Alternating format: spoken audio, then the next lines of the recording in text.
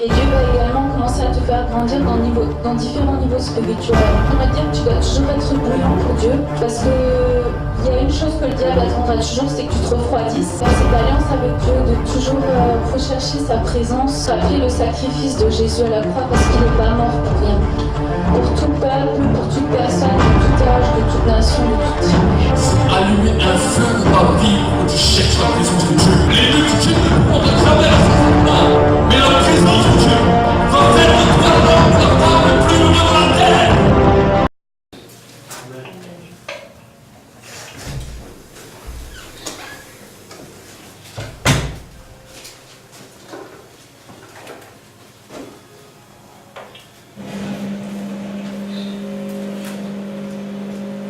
Nous allons ouvrir notre Bible dans le livre de Exode. Exode au chapitre 40 et au verset 34, et nous allons voir ensemble ce que la parole de Dieu nous dit.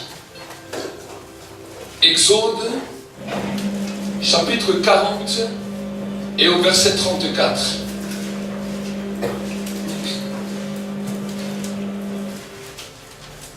La Bible nous dit la chose suivante. Exode, chapitre 40, verset 34, j'attends tout le monde hier.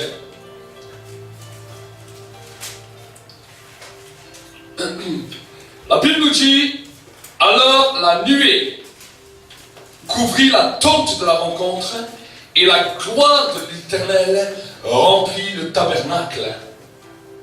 Moïse ne pouvait pas entrer dans la tente de la rencontre parce que la nuée demeurait sur elle et que la gloire de l'Éternel remplissait le tabernacle.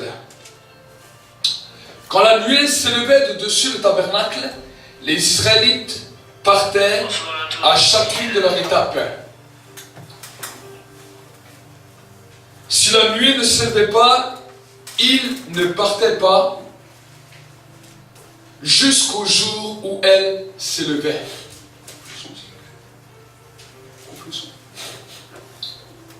La nuée de l'Éternel était de jour sur le tabernacle et de nuit il y avait un feu aux yeux de toutes les étapes d'Israël à chacune de leurs étapes. Amen. Amen.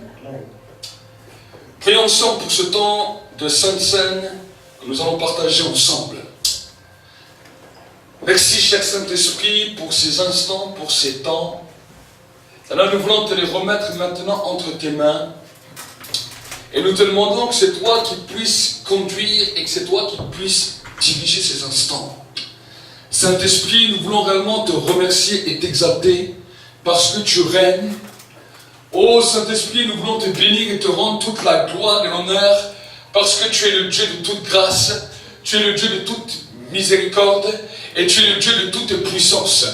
Saint-Esprit, nous te remettons ces instants de Sainte Seine entre tes saintes mains et nous te demandons, Seigneur, que c'est toi qui pose ta main maintenant sur ces temps de culte, que le feu soit libéré et que, Seigneur, la pensée de plusieurs soit révélée, que, Seigneur, la pensée des cœurs soit révélée et que c'est toi qui amène un vent de renouveau, un vent de puissance et d'autorité. Nous te remercions pour la présence des anges, des archanges, des séraphins, des chérubins, au nom de Jésus. Amen. La Bible nous dit quelque chose de spécial. J'aimerais vous parler par rapport à la gloire de l'Éternel et à la dimension du chemin que nous marchons avec Dieu. Pourquoi?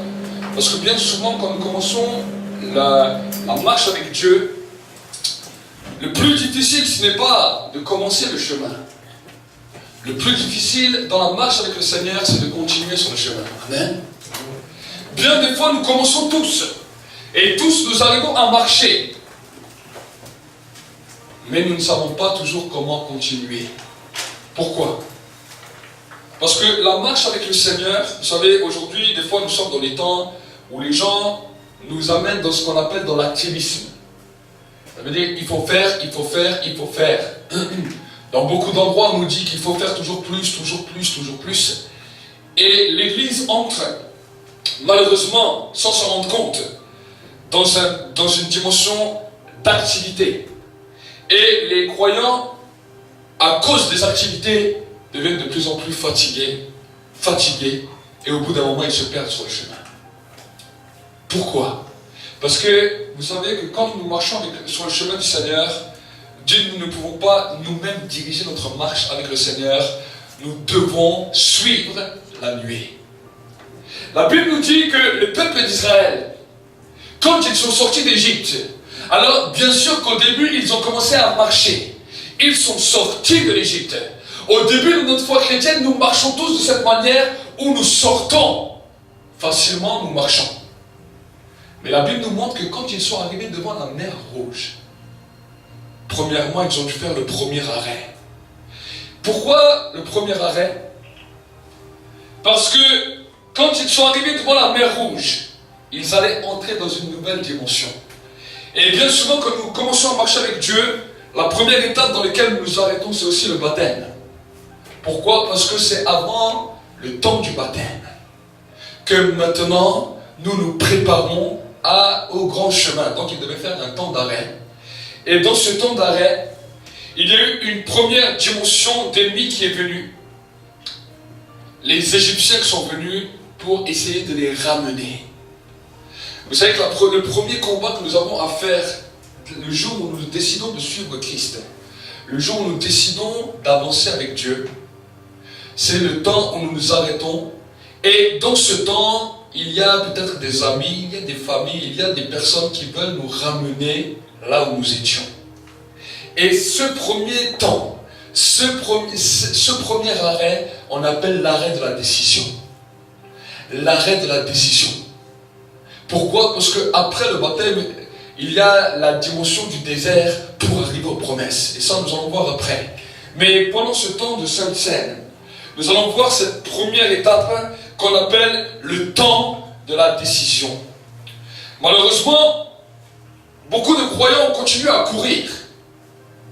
Ils ont même passé les eaux. Mais ce temps ne l'ont jamais fait. Ils ne sont jamais arrêtés pour savoir déterminer jusqu'à où ils iraient. C'est pour ça que même après le baptême, ils ont toujours un problème. Ou non, est-ce que je vais continuer avec Dieu ou j'arrête? Il y a des gens qui disent même, maintenant je vais arrêter avec Dieu parce que Dieu ne m'exauce pas. Je vais laisser Dieu de côté parce que Dieu ne marche pas avec moi. Pourquoi? Pourquoi ils en sont à de tels raisonnements? Parce qu'ils n'ont jamais fait le premier arrêt, ce qu'on appelle l'arrêt de la décision. Est-ce que je continue ou est-ce que je retourne? Est-ce que je me lance jusqu'au bout ou est-ce que je retourne en arrière? Et ce temps d'arrêt, dans la première dimension, parce que si vous regardez les enfants d'Israël, quand ils sont sortis au début d'Égypte, c'est dans le temps de cette décision que la première fois la colonne de feu est venue et a apparu. La colonne de feu n'était pas encore là pour les conduire, mais la Bible nous dit que la colonne de feu était entre eux et entre l'armée des Égyptiens. Entre l'armée du Pharaon, il y avait la colonne de feu. Pourquoi? Parce que Dieu voulait voir. Dieu les emmenait dans un temps de protection jusqu'au moment de leur décision. Amen. Et je veux te dire que le premier arrêt dans ta vie, avant que même le Saint-Esprit puisse te conduire, avant que même le Saint-Esprit puisse t'emmener là où tu dois aller, il va t'amener dans ce temps d'arrêt où la colonne de feu, où l'Esprit de Dieu va être entre toi et ceux qui veulent te ramener en arrière, entre toi et tes ennemis, jusqu'à ce que tu prennes la décision. Amen. Il est vrai que normalement cet engagement, ça devrait être censé être avant le baptême. Mais beaucoup de croyants, même les 3 quarts des croyants, ne prennent que vraiment cette décision que vraiment après. Amen. Donc, c'est un temps où, même si déjà tu as pris le baptême, maintenant dans ce temps de Sainte Seine, vous savez, le temps de Sainte Seine est un temps d'une alliance, est un temps de renouvellement de l'alliance. C'est un temps maintenant où Dieu t'a arrêté, Dieu t'a bloqué pour que maintenant tu puisses prendre une décision. Amen. Amen. Sachez que quand vous prenez une décision, ce n'est pas simplement une décision pour un jour, pour 2 jours, pour 3 jours, mais la Bible nous dit que c'est une décision pour toute la vie. Amen. Devant toi, on ne dit pas qu'il n'y aura pas de difficultés. Devant toi, on ne dit pas qu'il n'y aura que des chemins faciles. La Bible, au contraire, nous dit qu'il y a des chemins tortueux, resserrés, et que le chemin n'est pas facile. Mais maintenant, le temps de la décision, c'est est-ce que je vais renoncer à mon engagement? Si des fois, il t'est arrivé de renoncer à ton engagement, de renoncer à ta marche même avec Dieu, que ce soit en parole ou en pensée. Parce que la pensée est aussi importante que la parole. Est-ce que vous saisissez? Devant Dieu, la pensée est aussi importante que la parole. Et même si vous regardez dans le langage de Dieu, si vous voyez dans le monde spirituel, Dieu parle plus en pensée qu'en parole. Parce que la pensée de Dieu est une parole. Amen. Il a dit, vos pensées ne sont pas mes pensées et vos voix ne sont pas mes voix. Ça veut dire que la pensée de Dieu est une parole directe. Et Dieu, vu qu'il nous a fait à son image et à sa ressemblance, notre pensée est notre véritable parole. Si tu veux savoir qui tu es, regarde quelles sont les pensées de ton cœur et alors tu pourras faire une bonne analyse. Parce que nos paroles peuvent être nombreuses, mais notre cœur peut être loin. La Bible nous dit que les enfants d'Israël parlaient beaucoup, faisaient beaucoup de promesses à Dieu. Mais Dieu a dit, quand il a parlé à Moïse, il a dit, ce peuple m'honore des lèvres, mais son cœur est très éloigné de moi. Amen. Que nous ne puissions pas être un peuple qui honore Dieu des lèvres. Avec les lèvres, on peut dire des belles paroles. Avec des lèvres, on peut promettre toutes sortes de choses, on peut flatter toutes les personnes que nous voulons, on peut dire toutes sortes de choses. Mais la véritable intention, ce n'est pas des lèvres, mais la véritable intention, c'est du cœur. Amen. Et quand tu commences à découvrir cela, tu vas voir que ce n'est pas simplement un exercice de piété qu'il te faut, mais c'est un exercice dans lequel tu regardes dans tes pensées, dans ton cœur. Amen. Et chaque fois dans ton cœur, les pensées ne sont pas correctes. Alors remets ça et dis, voilà Seigneur, je viens humilier mon cœur, je viens déchirer mon cœur. Je viens penser parce que je réalise que je ne suis pas celui que je pensais être. Amen.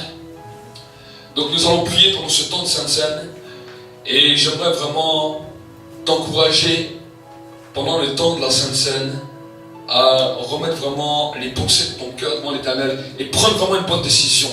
Et s'il t'est arrivé à penser de retourner dans le monde, de retourner en arrière, alors humilie-toi pour un instant. Peut-être le pasteur Christelle peut venir pour prier pour le temps de la Sainte Seine. Et que pendant ce temps où tu prends la Sainte Seine, tu puisses saisir cela et être renouvelé. Seigneur, ce matin, nous voulons te bénir et te remercier, Seigneur, pour ce petit message, Seigneur, ainsi que pour ton corps, Seigneur, et ton sang.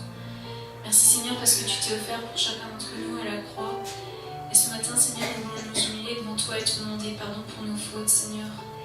Et toutes les fois, Seigneur, où nous étions tentés à regarder en arrière ou à retourner, Seigneur, de là où nous étions, nous te demandons chacun pardon, Seigneur, aujourd'hui.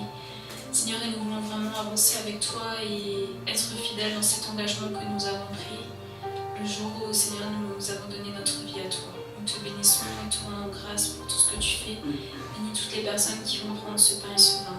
Au nom de Jésus. Amen. Amen.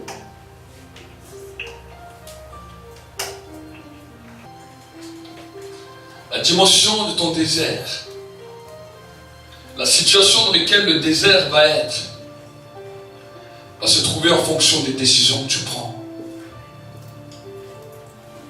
Le désert soit peut être agréable, soit peut être terrible, soit peut être même fatal,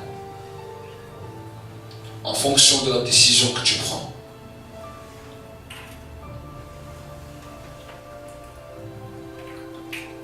Le peuple d'Israël ne l'avait pas compris.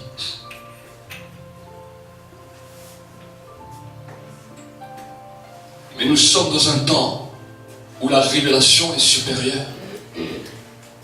Un temps où nous pouvons apprendre des pères. Un temps où nous pouvons saisir. Un temps où nous pouvons comprendre au-delà de ce qui a été compris. Un temps où nous pouvons avancer au-delà de ce qui s'était fait. Un temps où nous pouvons aller au-delà même des bornes qui avaient été placées. Que nous puissions prier pour ces instants et prier pour ces temps de parole. Merci, cher Saint-Esprit, pour ta présence. Merci, cher Saint-Esprit, pour ta gloire. Merci Saint-Esprit pour ces instants et pour ces temps dans lesquels, Seigneur, mon Dieu, mon roi, tu viens encore toucher, tu viens encore visiter, tu viens encore remplir, tu viens encore impacter. Oh Saint-Esprit, je veux te bénir et t'exalter, Seigneur, parce que tu règnes. Je veux t'honorer et te glorifier pour ta présence. Merci pour ces instants. Nous te bénissons, te rendons grâce dans le nom de Jésus. Amen. Nous allons relire de nouveau ce verset et je vais prendre ce verset pour continuer mon message. La Bible nous dit, alors la nuée couvrit la tente de la rencontre et la gloire de l'Éternel remplit le tabernacle. Moïse ne pouvait pas entrer dans la tente de la rencontre parce que la nuée demeurait sur elle et que la gloire de l'Éternel remplissait le tabernacle. Quand la nuée s'élevait au-dessus du tabernacle, les Israélites partaient à chacune de leurs étapes. Et si la nuée ne s'élevait pas, ils ne partaient pas jusqu'au jour où elle s'élevait. La nuée de l'Éternel était de jour sur le tabernacle et de nuit il y avait un feu aux yeux de toute la maison d'Israël à chacune de leurs étapes. Amen. Amen. Donc nous avons vu que la première des étapes, le premier des arrêts était le temps de la décision. Malheureusement, les enfants d'Israël n'ont pas su que dans ce temps d'arrêt, devant la mer Rouge, ils devaient prendre une décision. La preuve, quand ils vont même vers Moïse, la Bible nous dit que le peuple d'Israël a commencé à dire à Moïse, est-ce que tu nous as amenés ici? Est-ce que tu nous as fait sortir d'Égypte pour que nous allons mourir? Ils n'avaient pas compris que c'était le temps de la décision pour impacter leur avenir. Et la Bible nous dit que voici maintenant les enfants d'Israël sont passés par la mer Rouge. Au début c'était le temps d'allégresse, c'était le temps de joie. Mais à peine arrivés de l'autre côté, à peine ils ont commencé à voir la chaleur du jour, à peine ils ont commencé à voir le changement de climat. Vous savez, entre l'Égypte et le désert, il y avait un climat différent. L'Égypte était comme un jardin de l'Éternel. L'Égypte était verdoyant. L'Égypte, il y avait la belle rosée. C'était un des plus beaux pays du monde. Mais à peine les enfants d'Israël ont quitté la mer Rouge, les voici ils se trouvent en plein désert, avec la chaleur, avec le froid dans la nuit. Vous savez que dans un désert, la nuit on peut descendre jusqu'à moins 40, moins 50 degrés. Et la journée, il y a plus 40, plus 50, des températures extrêmes. Pourquoi des températures extrêmes? Parce que c'était un temps de formation. Vous savez que même dans les camps militaires, même quand un peuple veut former son armée, il n'emmène pas son armée sur une île à dormir. Il les amène dans les conditions les plus extrêmes. Pour que s'il y a une guerre, pour que s'il y a un choc, les militaires sont prêts. Et c'est pour cela que les premiers mois, même les premières années d'un militaire sont les temps les plus durs. Parce qu'on les positionne dans une position extrême pour pouvoir faire face à toutes les situations. Voici le rôle du désert. Voici le rôle où Dieu commence à former son peuple et où Dieu veut commencer à te former dans les conditions les plus extrêmes. Pour que quand tu es dans ces conditions extrêmes, tu puisses non seulement voir la gloire de Dieu, mais pour que tu puisses apprendre, même dans les situations futures, que Dieu sera toujours là. Amen. Ça, c'est le rôle du désert. Et si vous regardez, j'aimerais vous expliquer quelque chose. Vous savez qu'aujourd'hui, tout le monde court après ce qu'on appelle la prophétie. J'aime la prophétie, j'aime entendre la parole de Dieu, j'aime entendre les paroles de connaissance de Dieu. Mais j'aimerais vous dire que ce n'est pas simplement une prophétie qui peut nous conduire. Parce que si le peuple ne s'entend qu'à la prophétie, qu'à la parole, au bout d'un moment, eh bien il va se perdre. Parce que la parole prophétique de Dieu ne parle pas tout le temps. La Bible nous montre que quand Moïse est arrivé en Égypte pour faire sortir le peuple d'Israël, il est venu pour faire sortir le peuple d'Israël avec une parole ainsi parle l'Éternel. La Bible ne nous dit pas que c'est la nuée qui est venue devant le Pharaon pour dire au Pharaon, Pharaon, suis-moi et laisse le peuple me suivre. La Bible nous dit que quand Moïse est arrivé en Égypte, Moïse est arrivé avec un ainsi parle l'Éternel, une parole prophétique, parce que le peuple d'Israël était des bébés spirituels. Le peuple d'Israël ne savait pas comment être conduit. Donc il fallait un ainsi parle l'Éternel pour pouvoir les conduire. Mais nous voyons que quand ils étaient arrivés dans le désert, Dieu parlait, mais plus pour les conduire, parce que la Bible ne nous dit pas que c'est la parole de Dieu qui conduisait le peuple d'Israël. La Bible nous dit que c'est la nuée et la colonne de feu qui conduisaient Israël. Et la Bible nous dit que quand la nuée s'arrêtait, le peuple s'arrêtait. Quand la nuée continuait, eh bien le peuple continuait. Qu'est-ce que cela veut nous dire? J'aimerais que vous puissiez vraiment comprendre ce message, parce que si tu comprends ce message, tu vas commencer à savoir comment marcher dans ta vie spirituelle. C'est pour cela que j'ai dit que la prophétie, même la Bible nous dit, que la prophétie, c'est plus pour les païens. La prophétie, c'est plus pour les gens qui ne connaissent pas Dieu. La prophétie, c'est plus pour les bébés spirituels.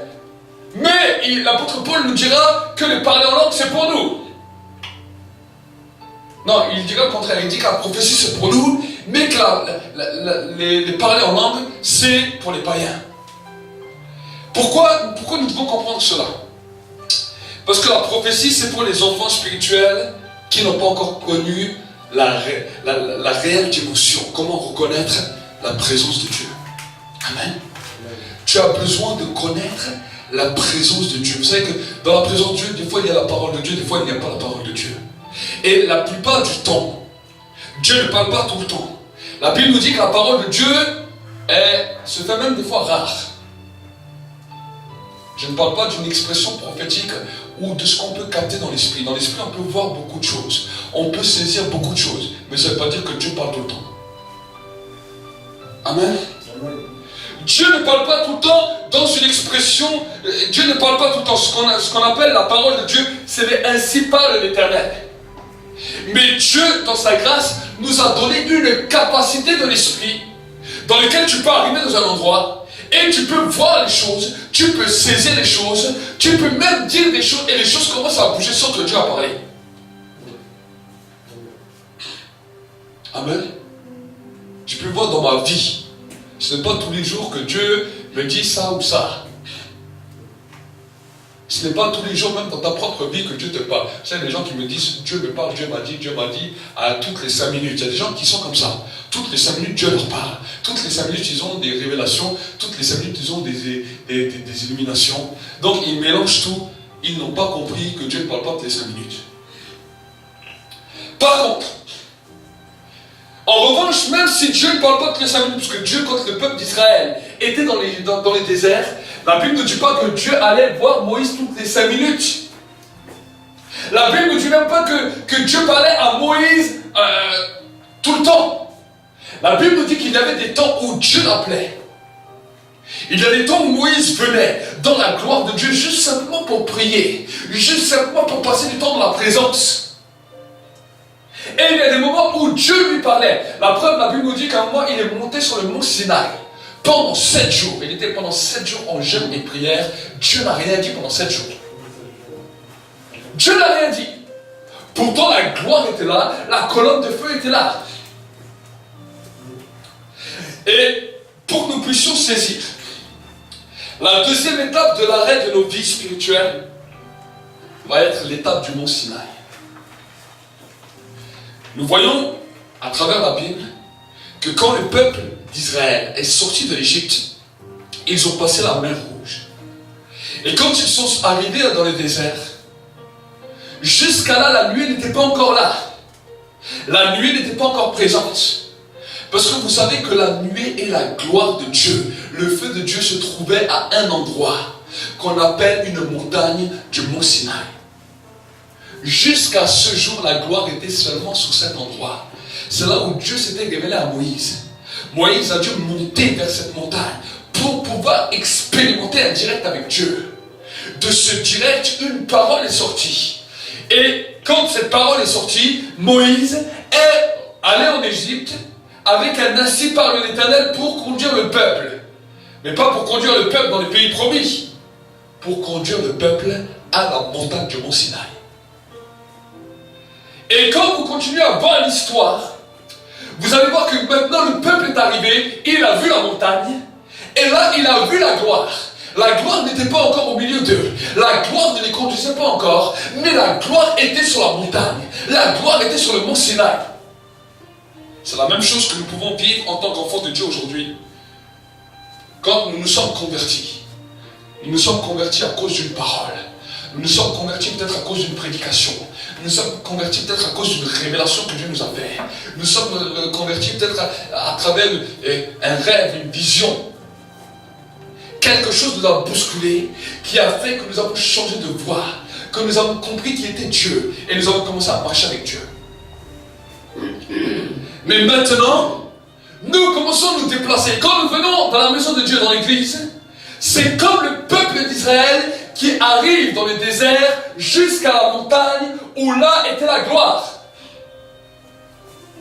Nous pouvons vivre vous savez, peut-être qu'autour de la montagne, il y avait les effets de la gloire.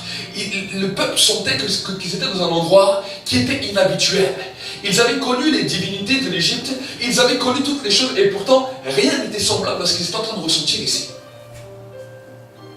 Ils sentaient que quelque chose était là, mais ils n'arrivaient pas à l'expliquer. Et la Bible nous dit que pour que cette gloire puisse descendre de la montagne et venir impacter le peuple, il fallait qu'il y ait un tabernacle dans lequel la gloire pouvait rester.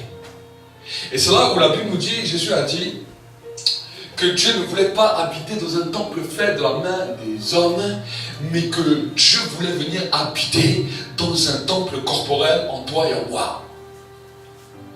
C'est là maintenant où la préparation du temple pour que la gloire qui est sur cette montagne descende dans ta vie. C'est ce qu'on peut appeler le baptême du Saint-Esprit ou le baptême de feu, dans lequel la dimension de la gloire descend maintenant et vient habiter en moi. Amen. Comme maintenant, la gloire vient. Tu as été visité, tu as été rempli de l'Esprit.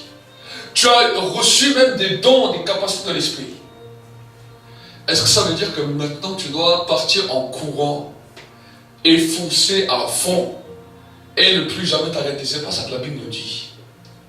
La Bible nous dit que quand la gloire s'est transférée de la montagne au temple, maintenant il y avait un signe. La gloire commençait à se matérialiser. De la journée, elle est devenue une nuée. Et dans la nuit, elle est devenue un feu.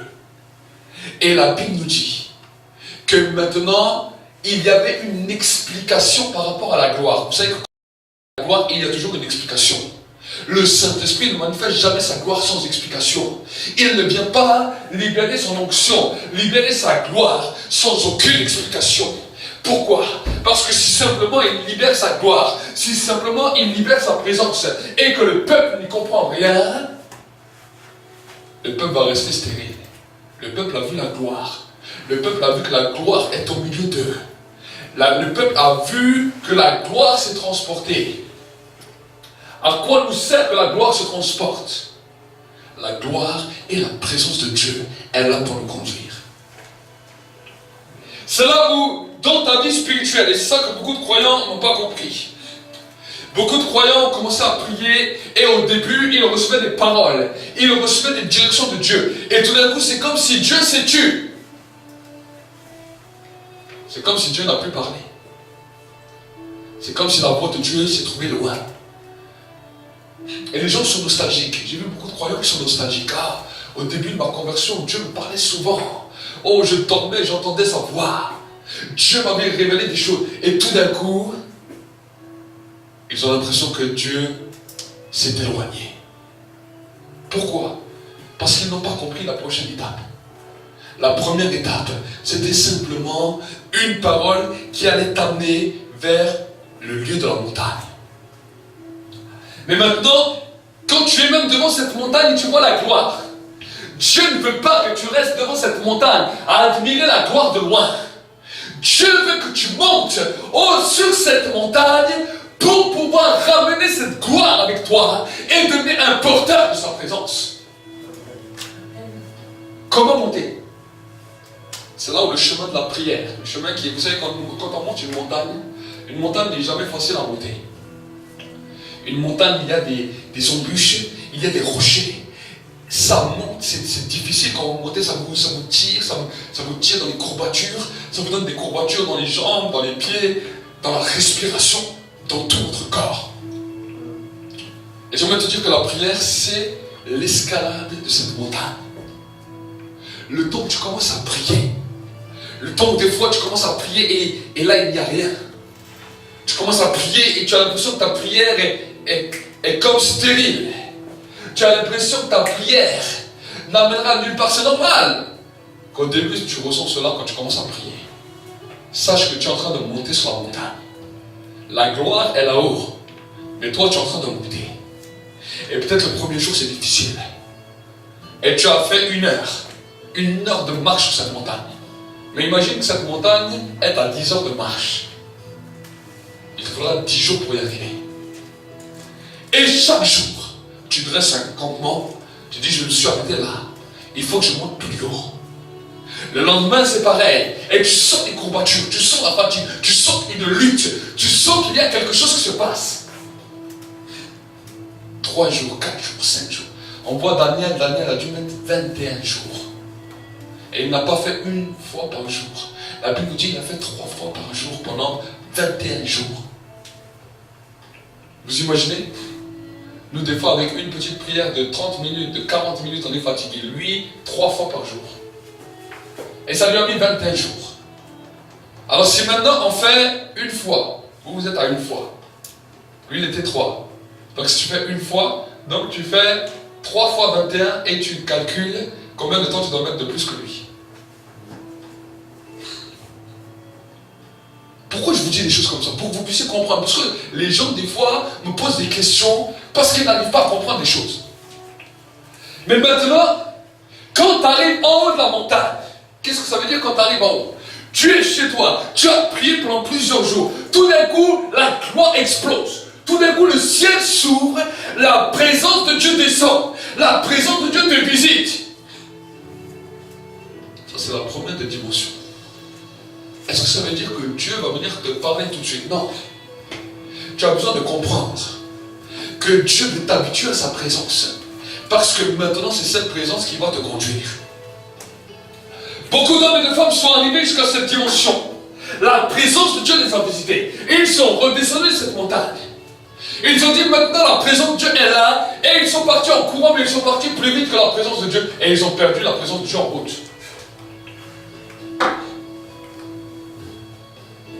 Et parce qu'ils ont perdu la présence de Dieu, vous savez où la présence de Dieu retourne? Elle retourne sur la montagne.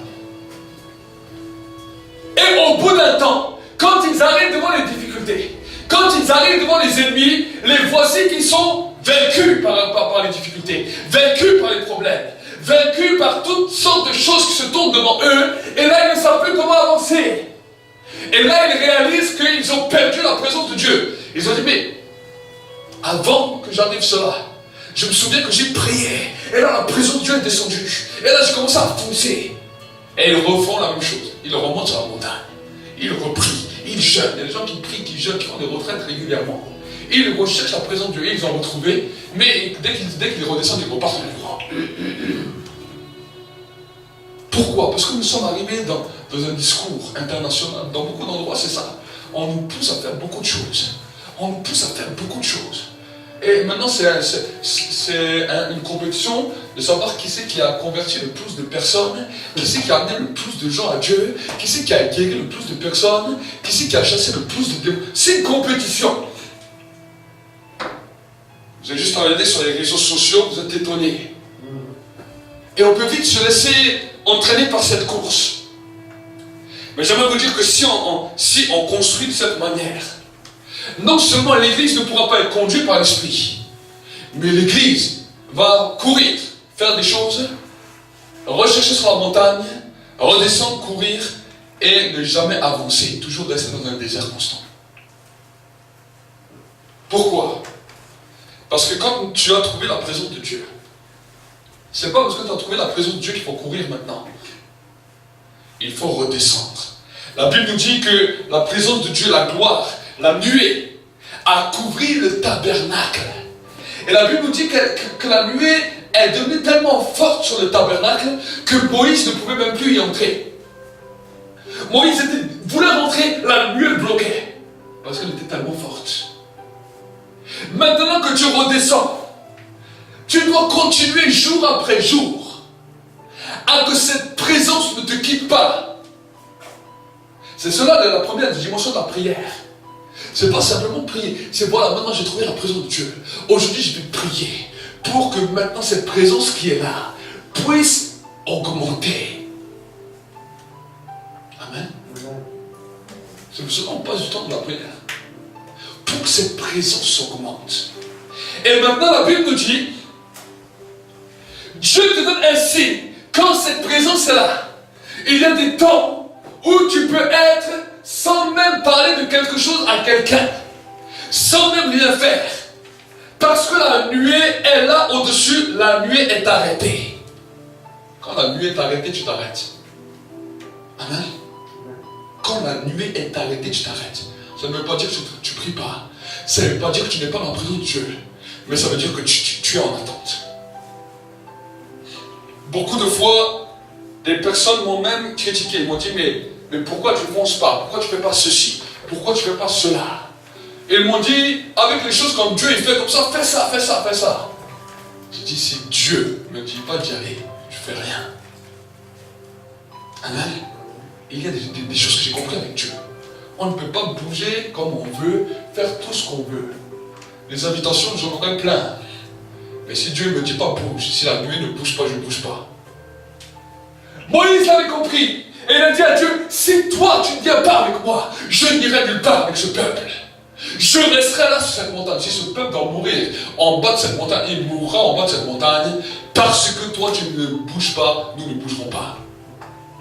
Voilà le modèle d'un leader qui peut bouleverser. Aujourd'hui, nous pouvons voir des leaders qui disent, ah non, si les fidèles me disent bouge, je dois bouger. Parce que si je ne bouge pas, les fidèles vont me lâcher. Si les fidèles partent, ils partent. Mais toi, si la nuit n'a pas bougé, ne bouge pas. Vous savez, plusieurs m'ont demandé, ils m'ont dit, ah, si tu déplaces l'église, ça sera mieux, on pourra venir. Déplace l'église. À un moment, j'y réfléchissais. Et avant de pouvoir déplacer l'église, j'ai prié. Je dit à Dieu, Seigneur, montre-moi. Et j'attendais. Et Dieu m'a donné une réponse. Alors que j'habite à pratiquement 35 km d'ici. Je suis au magasin, au Leclerc, à Eckstein. Et là, quand je suis au Leclerc, il y a une personne qui tombe en panne avec sa voiture et il est en train de pousser sa voiture. Et moi, je dis à mon femme, écoute, je ne vais pas laisser pousser sa voiture comme ça, je vais sortir, je vais lui donner un coup de main. Et je tourne et je commence à pousser la voiture. Autant ici dans le village, c'est un petit village. Et je n'ai jamais vu les garages automobiles ici dans ce village. Mais quand je pousse la voiture, de toutes les voitures que je tombe, le Saint-Esprit me dit, regarde la plaque d'immatriculation. Je dis, regarde la plaque d'immatriculation. Quand je suis en train de pousser la voiture, je vois écrit Flugrisheim. Le Saint-Esprit m'a dit, tant que moi je ne t'ai pas dit de bouger, tu ne bouges pas. Je suis rentré dans la voiture, je dis, c'est bon, j'ai ma réponse de Dieu. Il dit, sur toutes les voitures qui sont ici, je tombe sur une seule voiture qui tombe en panne. Et encore, c'est moi seul qui suis sorti pour aller l'aider. Et encore, il y avait l'équipe Flugrisheim. Donc, nous devons comprendre, nous devons saisir. Nous ne regardons pas sur les gens. Nous ne regardons pas sur la foule. Ce n'est pas la foule qui doit nous conduire, mais c'est la nuée. Si tu as la foule, mais que tu as perdu la nuée, alors tu amènes la foule dans un endroit où Jésus a dit, vous êtes des aveugles qui conduisez des aveugles. Amen. Chaque leader, chaque personne, chaque responsable même de foyer, chaque personne de sa maison doit devenir un homme, une femme qui doit comprendre que sa vie n'est pas dirigée par rapport aux situations.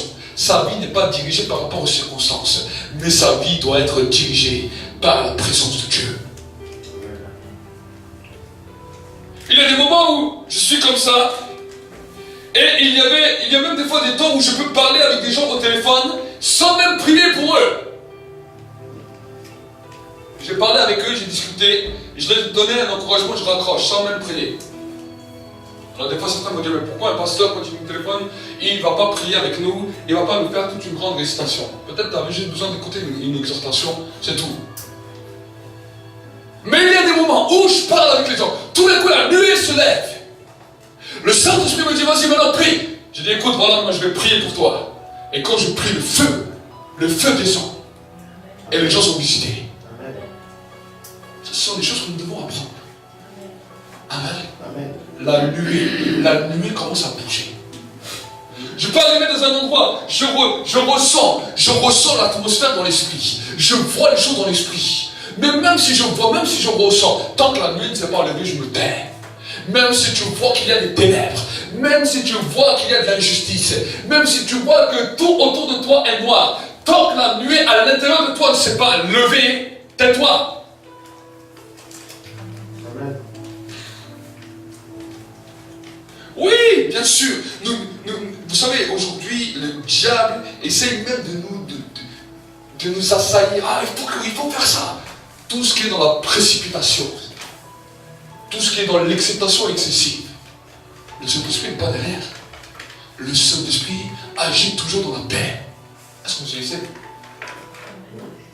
Regardez, la Bible nous dit que David était excité, il voulait faire un recensement. Il a dit, wow, Israël est un grand pays, Israël est super. Maintenant, si on sait le nombre des gens qui sont dans Israël, ça va être merveilleux, ça va être la gloire. Mais finalement, ce n'est pas Dieu qui l'avait conduit. Et cette excitation a amené un jugement. Le peuple d'Israël a commencé à dépérir. Parce que David est allé plus vite que la gloire. Comprenez ça, comprenez ça. Chaque fois que nous essayons d'aller trop vite, et ça nous est tous arrivé, ça m'est aussi arrivé. Mais chaque fois que j'ai vu que je suis allé plus vite que la gloire, ça m'a posé des problèmes. Ça m'a causé des problèmes terribles. C'est comme si un jugement tombait directement sur toi. Pourquoi le jugement? Nous pourrons dire oui, mais qui accusera les élus de Dieu? Aujourd'hui, nous sommes forts en versets bibliques.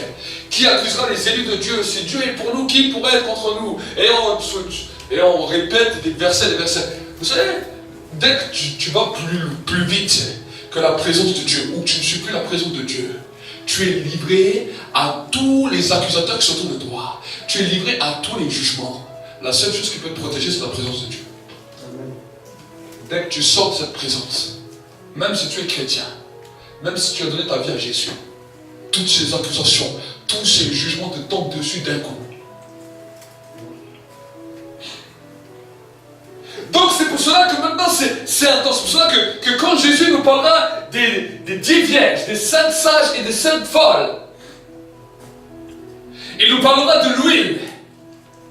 Il nous dira les 5 avaient acheté de l'huile en plus pour eux-mêmes. Ils étaient des gens qui étaient prudents, des gens qui savaient que là où ils allaient, ils devaient garder cette présence. Les femmes en ont pris, mais ils n'ont pas pensé à demain. Ce sont des gens qui vont plus vite. Ce sont des gens qui vont plus vite que tout. Et aujourd'hui, le diable a compris qu'il ne pouvait pas arrêter le peuple de Dieu. Il ne pouvait pas les arrêter. Parce qu'aujourd'hui, bon nombre d'hommes et de femmes sont zélés pour Dieu. Et je bénis Dieu pour cela, pour le zèle qui a saisi le peuple de Dieu. Parce que dans ces dernières années, on a vu que le peuple de Dieu a commencé à se réveiller au nord, au sud, à l'est, à l'ouest, que ce soit dans l'évangélisation, que ce soit dans beaucoup de situations. Le peuple de Dieu est devenu zélé. Mais quand le peuple de Dieu devient zélé, le diable voit qu'il ne peut pas l'arrêter. Donc il va faire quoi? Il va lui dire, cours encore plus vite. Et quand vous faites des choses, quand vous voyez la gloire de Dieu même dans les réunions, écoutez un peu les discours des gens. Chaque fois qu'on a vu des moments glorieux dans les réunions, les gens nous poussent à faire toujours plus. En tant que prédicateur, on vient nous voir, on nous fait toujours plus. Ah, mais ce serait bien, on pourrait encore faire ça. Et tu pourrais encore faire ça. Et ce serait bien encore, on pourrait faire ça. Et on nous dit toujours, c'est pour toucher les âmes. C'est pour le but du royaume. C'est pour ceci, c'est pour cela. Amen. Le seul but du royaume, c'est de faire la volonté de Dieu. Le but du royaume, c'est pas de dire simplement pour les âmes. Vous savez, ça c'est des discours moralisateurs. La passion des âmes. Si toi-même tu l'as pas dans ton cœur, tu as beau essayer de faire toutes les choses que tu veux. Demande à Dieu, Seigneur, Seigneur, touche-moi par la passion des âmes. Amen. Il y a des gens qui voudraient que toute la planète soit convertie, mais qu'ils ne pleurent jamais devant un pécheur. Qu'ils ne pleurent jamais quand ils voient un pécheur. On peut être des grands juges. Ah, Seigneur, s'ils ne se convertissent pas, ils vont mourir. Mais combien de fois, alors que tu étais dans ta chambre, tu as pleuré, pas pour tes péchés, mais tu as pleuré quand tu as vu que certaines personnes vont l'enfer. Et tu as dit, Seigneur, pardonne-les. C'est ça ce qu'on appelle la passion des âmes. Tu peux aller parler à 10 000 personnes. Et tu n'as aucun dans ton cœur. Tu dis juste, ah, je veux qu'ils soient convertis. S'ils sont convertis, ah, Seigneur, j'ai fait quelque chose. Regarde, toutes ces personnes sont rentrées dans ton royaume. Mais toi, tu n'avais rien dans ton cœur qui a brûlé pour eux. Amen. Et c'est là où nous devons dire à Dieu, Seigneur, des fois il faut réaliser, Seigneur, j'arrive pas à aimer les païens, j'arrive pas à aimer tes ennemis, j'arrive pas à aimer ceux qui sont loin de toi. Il faut arriver à réaliser ça. Il y a des gens, on préférerait même les voir en enfer qu'au ciel. On ne va pas le dire avec nos bouches, mais dans nos cœurs, c'est ce qu'on pense. Et quand nous commençons à saisir cela, c'est là où la nuée, vous savez, la nuée se déplace quand tu es prêt. La nuée, pourquoi elle ne courait pas? Parce qu'elle savait qu'il y avait des enfants. Elle savait qu'il y avait du bétail. Elle savait qu'il y avait des vaches, des bœufs, des moutons, des lapins, des canards, tout ce que vous voulez comme animaux. Il y avait un peuple de 6 000 personnes minimum. La nuée savait que si elle courait, toi allais mourir. Donc le Saint-Esprit, à des moments, s'arrêtait. Pour que maintenant, tout ce qui était là, les hommes comme les animaux, comme le bétail, se reposaient, reprenaient leur force. Quand le Saint-Esprit voyait que maintenant ils étaient prêts à aller plus loin, ils s'élevaient. On a la même dimension dans le livre d'Ézéchiel. Ézéchiel, pourtant, il était seul. C'était un prophète. C'était un homme rempli de la dimension de l'esprit. Et pourtant, il aurait pu aller vite dans l'eau. Mais la Bible nous dit que l'ange a mesuré ce qu'il était capable de faire. Quand il a vu qu'il était capable d'aller jusqu'au genou, jusqu'à la taille, là seulement il le faisait aller. Amen. Si toi aujourd'hui tu te laisses avoir en courant plus vite que la présence de Dieu, tu vas faire des choses, premièrement, que tu ne seras pas capable de réaliser. Et deuxièmement, tu ne pourras pas les supporter. Oui, Dieu nous appelle à un grand avenir, un grand plan, un grand projet, oui. Mais pas en courant plus vite que la nuée. Amen. Et j'aimerais vraiment que nous puissions comprendre cela. Parce que chaque étape de la nuée va nous amener dans les temps. Si vous voyez, j'aimerais vous encourager chez vous à lire vraiment toute l'histoire d'Israël. Comment Israël s'est déplacé jusqu'au pays promis. Et vous allez voir que jusqu'à que Josué a pris la lignée, il y a eu un temps dans lequel, à des moments, ils voyaient que l'Éternel combattait pour eux. Il y a eu des moments où ils ont été nourris. Il y a eu des moments où ils ont été visités. Il y a eu des moments où la bénédiction commençait à couler. Mais le peuple ne comprenait toujours pas. Le peuple voulait aller toujours plus vite. Jusqu'au temps où il devait rentrer. En plus, l'Éternel a dit à Moïse, il a dit, je ne les fais pas rentrer directement dans le pays. De peur que quand ils voient les ennemis, ils se découragent. Ils ne sont pas capables encore d'entrer. Donc, je dois y aller petit à petit. Pour que maintenant, ils comprennent qu'ils doivent simplement se déplacer avec moi. Amen. Le pays premier est l'établissement. Dans l'établissement, même Dieu a encore placé encore différentes choses. Ça, nous pourrons voir plus tard. Mais aujourd'hui, ce qui est important à savoir, c'est la première des étapes. C'est la nuée, la gloire de l'Éternel, qu'on appelle la présence de Dieu, la personne du Saint-Esprit. Alors, la première des dimensions de la présence du Saint-Esprit, c'est connaître sa présence. Alors, reconnaître sa présence. Et maintenant, être attentif. Dans la journée, la présence va s'élever. Quand elle s'est élevée, la présence, ça veut dire que là, il faut foncer. Maintenant, la journée suivante vient. Pendant la nuit, tu t'es arrêté. Pourquoi tu t'es arrêté? Parce que la nuit est le symbole du repos. Donc, pendant le temps de leur repos, la colonne de nuée, maintenant, se changeait en feu. Mais bien souvent, la nuit, la colonne va s'arrêter. Quand toi tu vas dormir, la colonne s'arrête. Si la colonne va continuer, c'est quand tu as ce désir de prier, et là tu vas continuer dans la nuit. Amen. Mais quand tu vas dormir, c'est comme si la nuée s'est arrêtée au-dessus de toi. Maintenant le matin tu te réveilles. Tu réanimes, tu réalimentes la présence de Dieu. C'est ce que la Bible nous dit, les sacrificateurs faisaient dans le temple. Et dans la tente d'assignation, dans le temple, il y avait ce qu'on appelait le chandelier.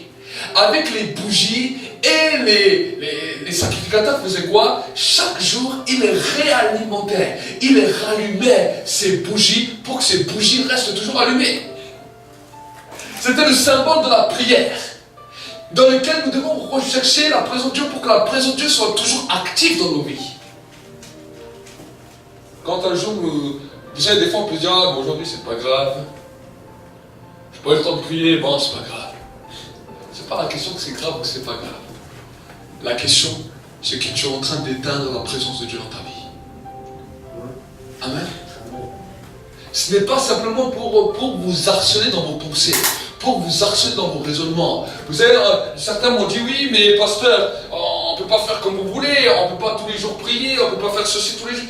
Vous savez quoi? Ce n'est pas la question que j'essaie de vous mettre une règle spirituelle. La dimension de la prière, c'est tenir allumé la présence de Dieu dans ta vie. C'est maintenir la présence de Dieu dans ta vie. Si tu négliges une journée, tu as 7 bougies sur le chandelier. 7 ou 8? 7. 7. Qui est le symbole des 7 jours. Peut-être qu'une journée, tu as éteint ta bougie. 2 journées, tu as éteint ta bougie.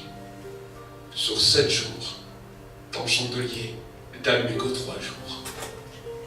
Peut-être une journée. Et si c'est 0, tu as éteint carrément la présence de Dieu. Prends un chandelier. Si vous avez un chandelier à la maison, faites un essai. Vous allumez les 7 bougies, vous mettez dans le noir. Vous voyez combien ça éclaire. Et après, vous éteignez une bougie après l'autre. Et vous pouvez faire une photo pour voir la diminution de l'éclat de la lumière. Et quand vous arrivez à la dernière, ça éblouit encore moins qu'avant. Mais quand vous éteignez les 7, il n'y a plus rien. C'est comme si vous êtes dans la case départ. Et vous devez remonter à la montagne pour ranimer, pour rechercher la présence de Dieu. Souviens-toi de cette image. Amen. Si tu éteins ta bougie lundi prochain sera dur de la rallumer parce que la bougie du lundi sera éteinte. Et si vous regardez bien vos vies spirituelles, vous allez voir que ce que je vous dis c'est vrai.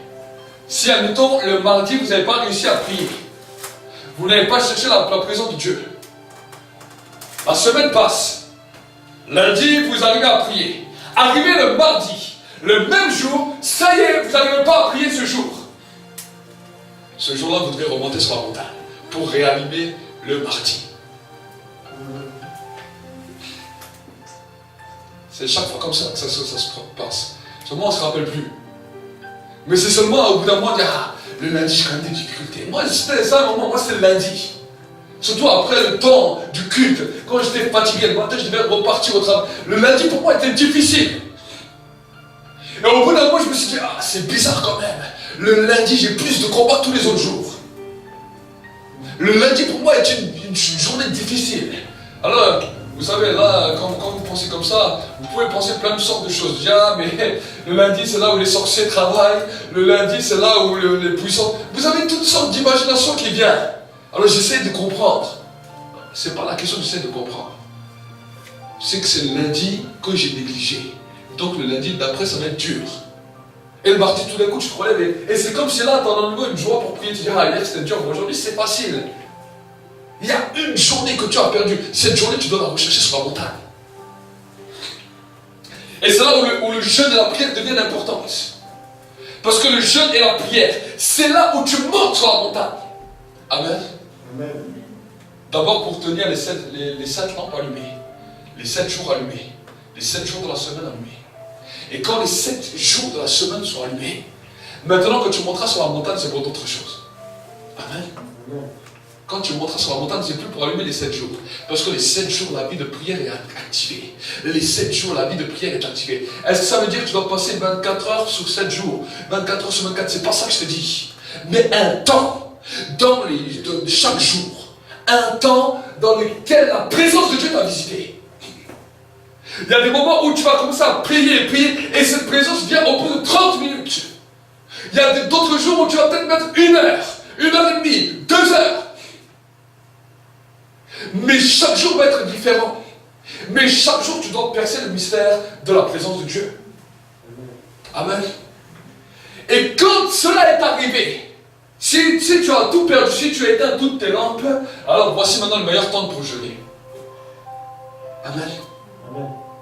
Dis voilà, pendant ces 7 jours, je vais manger que le soir. Pour que ces 7 jours soient allumés, alimentés, que ces 7 jours soient allumés pour ma vie de prière. Lundi, je commence. Je mange le soir. Après que tu as fait ton temps de prière, voici maintenant la présence de Dieu est venue. Tu dis merci Seigneur. La journée du lundi est allumée. La première lampe est allumée. Deuxième jour, troisième jour. Quand tu arrives au dimanche, tu dis voilà. Maintenant, mon chandelier est arrivé. Maintenant, à moi de l'entretenir. Ça, c'est ton premier rôle en tant que croyant. Entretiens le chandelier. Amen. Mais la Bible nous dit que non seulement les sacrificateurs faisaient ça, mais ils faisaient encore autre chose. Ils changeaient le pain, ils mettaient le pain nouveau. C'est-à-dire le vieux pain, ils l'enlevaient et ils mettaient du pain nouveau. Tu ne peux pas rester dans ta vie de tous les jours sans passer du temps dans la parole de Dieu. Là, Jésus a dit, l'homme ne vivra pas de pain seulement, mais de toute parole qui sort de la bouche de Dieu. Tu ne peux pas passer une journée sans changer les pains. Les sacrificateurs devaient changer tous les jours le pain. Donc tous les jours tu dois prendre ta Bible et je dis Seigneur, maintenant je change les pains. Je mets le pain nouveau et je lis ma Bible. Amen. Imaginez, pendant 3 jours tu laisses le même pain, 4 jours tu laisses le même pain. Et les gens ils laissent le pain pendant 1 semaine, 2 semaines, parce que le pain il est pourri. Alors on peut dire oui, mais la parole de Dieu est éternelle. Oui, la parole de Dieu est éternelle. Mais la manne qui était le symbole de la parole de Dieu, chaque jour vous devez chercher. S'ils gardaient la manne de la veille, la manne pourrissait. Le seul jour où ils en étaient exempts, où ils étaient tranquilles, c'était le dimanche. Amen. Pourquoi? Parce que ce qu'ils avaient pris le samedi était une double portion. Ou ce qu'ils avaient pris le vendredi, puisque le Shabbat c'était le samedi. Ce qu'ils avaient pris le vendredi était une double portion pour le vendredi et pour le samedi. Amen. Amen. Donc dans les pains de proposition, Dieu te laisse quand même un jour où il te dit voilà, pendant ces 6 jours de la semaine, tu as lu ta Bible, tu as changé les pains. Le 7e jour est un jour de repos pour toi. Amen. Amen. Dites-moi, si vous lisez votre Bible au moins 6 jours par semaine pendant au moins 1 heure, croyez-moi que c'est déjà bien. Amen. Il y a des gens qui n'ouvrent jamais leur Bible, il y a des croyants qui n'ouvrent jamais leur Bible. Et il y a des gens qui l'ouvrent 1 fois par an ou juste à l'église. Mais si déjà pendant 1 heure par semaine, 1 fois par jour, pendant 6 jours vous faites, croyez-moi, là le pain va continuer à couler dans vos vies. Amen. Amen. Ça, ce sont des choses qui sont vraiment importantes pour vous. Parce que c'est ça qui va vous aider à grandir. Et c'est ça qui va permettre que vous puissiez marcher dans le temps de Dieu. Le plus important, c'est de ne pas voir les choses que nous faisons au point de vue humain. Parce que du point de vue humain, on peut faire beaucoup de choses. Le plus important, c'est de faire les choses au temps de Dieu. Amen. Au temps et à la saison de Dieu. Pourquoi? Parce que quand nous marchons dans cette dimension, il y a quelque chose qui se passe. C'est que quand nous sommes dans le temps et dans la saison de Dieu, chaque saison est agréable. Chaque saison va être bénéfique. Chaque saison va nous apporter quelque chose. L'hiver est des fois un temps calme, mais un temps où la terre se ressource. Un temps où ton cœur se ressource. Un temps où, je l'avais expliqué la dernière fois, les racines vont plus profond. Pour pouvoir puiser l'eau plus profond quand des fois en été il y a la sécheresse. L'automne est un beau temps. Parce que tu avais beaucoup de feuilles sur toi, tu avais beaucoup de fruits. Et maintenant, tu as besoin de te dépouiller de cela. Tu as besoin de te dépouiller de ce que tu as fait hier. De regarder en avant. Parce que le printemps prochain est de notre saison, est un autre temps. C'est ce que l'apôtre Paul dit. Oublions tout ce qui est en arrière. Je cours pour obtenir la couronne qui m'a été réservée. Amen. Il oublie tout ce qui est en arrière. Ça, c'est l'automne. Quand il remarque ça, il était en automne. Il commence à oublier tous les exploits de hier, tous les exploits de cet été. Quand les gens ont regardé cet arbre, ils ont dit, waouh, pendant toute cette chaleur, cet arbre est toujours là. Il est toujours resplendissant. Il oublie ça. Parce qu'il sait que l'été prochain sera différent. Amen. Amen. Donc vraiment, j'aimerais vraiment vous encourager à marcher étape par étape et à ralimenter vos lampes. Amen. Amen. Aujourd'hui, votre lampe a été allumée parce que nous avons passé un temps dans la présence de Dieu. La présence de Dieu est là. Là, la journée du dimanche, c'est bon, maintenant elle est allumée. Et peut-être tu as éteint la journée du lundi, peut-être tu as éteint la journée du mardi, peut-être tu as éteint la journée du mercredi, peut-être la journée du jeudi, vendredi ou samedi. Alors chaque jour, tu dois ralimenter ça. Amen. Amen. Que cette semaine soit une semaine dans laquelle tu rallumes ton chandelier, dans lequel tu ralimentes ton chandelier. Il y a peut-être le pain pourri sur la table. Dans la table de ton cœur, le pain avait peut-être pourri. Le pain avait peut-être n'est peut-être plus bon, avait peut-être moisi. Alors que le pain sentait bon hier. La parole de Dieu dans ton cœur avait une agréable odeur. Mais parce que ton cœur s'est refroidi, la parole n'a plus la même odeur. C'est ça qu'on appelle le pain moisi. La parole n'a plus le même goût. Tu ne prends plus autant de plaisir. Tu as l'impression que cette parole est devenue amère. Vous savez, quand le pain est moisi, si tu goûtes le pain a un goût d'amertume, le pain est amer. Ça te brûle carrément quand ça descend. Souvent, ceux qui ont laissé le pain vieillir, c'est ça qu'ils ressentent. Quand tu leur parles du pain, quand tu leur parles, ah non, moi la parole, ça me laisse un goût. Moi je préfère autre chose, je préfère la louange, je préfère autre chose. Amen. C'est que je dois changer le pain. Et Seigneur, j'enlève le pain de hier et je mets le pain nouveau. Aujourd'hui est une parole nouvelle. Aujourd'hui est une saison nouvelle. Aujourd'hui n'est plus le pain de hier. Aujourd'hui est le pain nouveau. Amen. Amen. Donc voilà pour le premier message de ce mois de septembre. Et nous savons que dans le mois de septembre, Dieu veut faire quelque chose de nouveau. Dieu veut alimenter quelque chose de nouveau. Et Dieu veut t'amener dans une nouvelle saison. Amen. Amen. Amen. Amen. Que ce temps de septembre, ce mois de septembre ne soit pas comme tous les autres mois de l'année. Mais que ce soit un mois, une saison nouvelle pour toi. Une saison de rétablissement. Une saison de reconstruction. Et une saison dans laquelle, quand tu vas entrer dans le mois d'octobre, vous savez, nous avons encore quelques mois avant la fin de l'année. Et j'aimerais que tu puisses préparer non seulement la fin de cette année, mais le début de l'année prochaine. Amen. Amen. L'année prochaine va s'annoncer avec d'autres défis, avec d'autres saisons. Il y a toutes sortes de choses que Dieu veut faire. Pas simplement dans ta vie, mais aussi dans l'église. Et à partir du mois d'octobre, novembre, nous allons voir un peu les différents plans que Dieu veut placer par rapport à l'église, parce que la nuée va encore se lever plus puissamment. Amen. Amen. Amen. Les années qui vont venir, la nuée va se déplacer différente. Vous voyez, du temps du peuple d'Israël, la nuée ne se déplaçait pas toujours pareil. Mais la nuée va continuer à se déplacer. Et des fois, elle va bouger vite et des fois, elle va s'arrêter. Donc, c'est pour ça que Dieu veut nous habituer maintenant au déplacement de la nuée. Ceux et celles qui sont conduits par l'Esprit seront enfants de Dieu, la Bible, seront fils et filles de Dieu.